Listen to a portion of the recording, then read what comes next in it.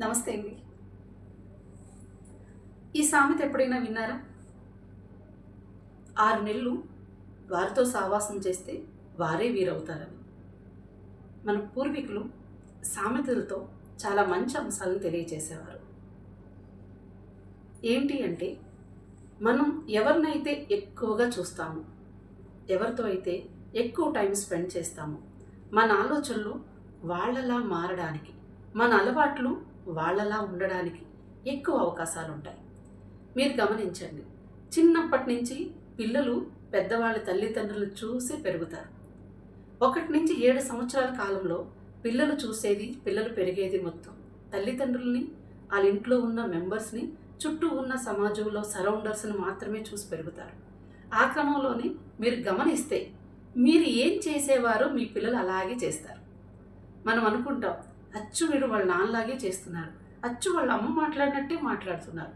ఇవన్నీ వాళ్ళకి పుట్టుకతో రావు. మనల్ని చూస్తూ ఉంటారు కాబట్టి వాళ్ళు ఆ విధంగా ప్రవర్తించడానికి ఎక్కువ అవకాశాలు ఉన్నాయి. దీనికి కారణం మన బ్రెయిన్. పిల్లలే కాదండి, మనం కూడా.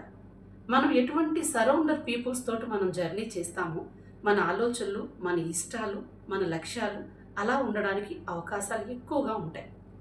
అరౌండ్ 70% ఉంటాయి. ఒక్కసారి మిమ్మల్ని మీరు గమనించి చూడండి. అలా ఉండడానికి మనం ఏం చేస్తున్నాం? మన సరౌండర్స్, నీ లక్ష్యం ఏదైతే ఉందో, నీ లక్ష్యానికి తగ్గట్టు నీ సరౌండర్స్ ఉండాలి. నువ్వు అటువంటి పీపుల్స్తో మాట్లాడుతూ ఉండాలి, లేదా అటువంటి పీపుల్స్తో జర్నీ చేస్తూ ఉండాలి. అప్పుడే కదా నీ లక్ష్యానికి కావాల్సిన సమాచారం మొత్తం నీకు తెలుస్తుంది, నువ్వు దాన్ని ఇంప్లిమెంటేషన్ చేయగలుగుతావు. అలా కాకుండా వెయిట్ లాస్ అవ్వాలి అనుకుంటూ ఫుడ్ బాగా తినే వాళ్ళతో నువ్వు ఫ్రెండ్షిప్ చేసావు అనుకో, సో వెయిట్ లాస్ అవుతావా, వెయిట్ గెయిన్ అవుతావా?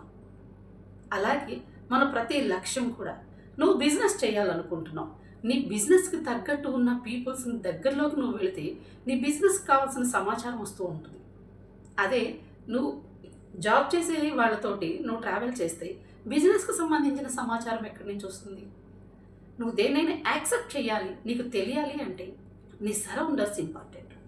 అది ఇప్పుడున్న కాలంలో డైరెక్ట్గా వెళ్ళి ఉండడం జరగట్లేదు కాబట్టి ఆ సరౌండర్స్ అంతా మనకి ఆన్లైన్లోనే అందుబాటులోకి వస్తున్నాయి. నువ్వు మానసికంగా ప్రశాంతంగా హ్యాపీగా ఉండాలి అంటే దానికి రిలేటెడ్ నువ్వు, అప్పుడే కదా మనసు ప్రశాంతంగా ఉండడానికి మనం ఏం చేయాలో తెలిసేది. సో ఈ అంశం మీరు కూడా మీ లైఫ్లో గమనించుంటే ఒక్కసారి చెక్ చేసుకోండి.